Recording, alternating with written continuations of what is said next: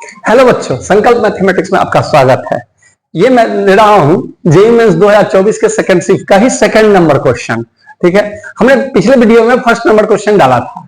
आपने देखा था क्वेश्चन इस तरह का दिया कि बच्चे का प्राण चला जाए, लेकिन ये सेकंड नंबर क्वेश्चन भी कुछ कम नहीं है।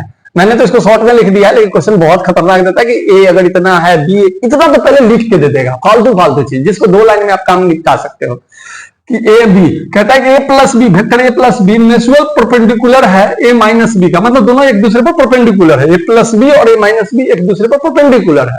तो कहता है कि 14 cos थीटा का होल स्क्वायर क्या होगा। अब आपके दिमाग में आएगा कि वेक्टर ए ये है, वेक्टर बी ये है, वेक्टर ए अगर ये है, वेक्टर बी अगर ये है, तो इसके बीच में जो थीटा बनेगा उसकी कहानी क्या होगी।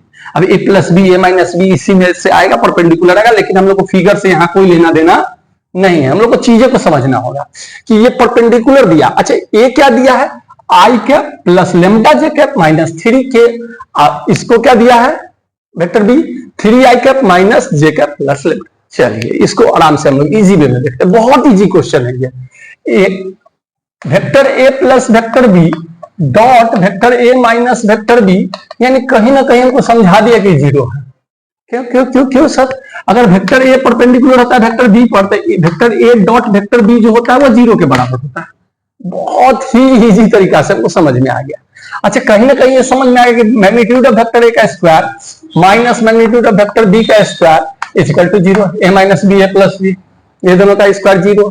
अच्छा, इसका मैग्नीट्यूड का स्क्वायर, तो मैग्नीट्यूड जो होता है वो क्या होता है, अगर root under X square plus Y square plus Z square. अच्छा, अगर इसका स्क्वायर कर देंगे दोनों तरफ तो क्या हो जाएगा, स्क्वायर से अंडर रूट चला जाएगा, तो ये हो जाएगा 1 का स्क्वायर 1 प्लस लेमडा का स्क्वायर लेमडा स्क्वायर माइनस 3 का स्क्वायर 9, यानी प्लस 9। चलिए एक तरफ का तो काम निकल गया, दूसरी तरफ क्या हो जाएगा 9 प्लस 1 प्लस 4। ठीक है ठीक है, तो लेमडा स्क्वायर बराबर क्या दिख रहा है, लेमडा स्क्वायर बराबर हमको 1 कहीं ना कहीं दिख रहा है। लेमडा स्क्वायर बराबर 1, वहां 2 ना है 4 जे 3 कैप, ये हो जाएगा नहीं नहीं नहीं 1 कैसे दिख जाएगा, 9 और 1 गिर जाएगा, 9 1 जाएगा तो कितना बच जाएगा, लेमडा स्क्वायर इक्वल टू 4, तो लेमडा बराबर प्लस माइनस 2 आ गया। चलिए लेमडा का वैल्यू ये आ गया। चलिए ध्यान देते हैं अब आगे क्या काम करते हैं। लेमडा का वैल्यू जब आ गया, लेमडा का वैल्यू, तो क्वेश्चन में कह रहा है, क्वेश्चन में एक चीज और कह रहा है कि लेमडा 0 से बड़ा है, यानी यहाँ +2 रखने में हमको कोई दिक्कत नहीं है। क्वेश्चन में बोल रहा है कि लेमडा जो है वो 0 से बड़ा है, इतनी बातें बोल रहा है। अब cos थीटा निकालना है, तो cos थीटा इक्वल टू क्या हो जाएगा, vector A dot vector B by magnitude of vector A into magnitude of vector B.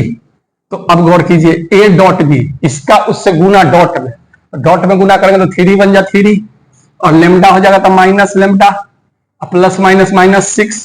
अब इसका तो निकला है 9 1 10 10 14, यानी रूट अंडर 14, इसका भी रूट अंडर 14, दोनों का तो बराबर है, मैग्नीट्यूड बराबर दिख रहा है। यहाँ तो देख लिया हम लोग बराबर ही है। इसका अगर 2 निकला तो 2 का स्क्वायर 4 हो जाएगा बराबर, कोई दिक्कत नहीं है।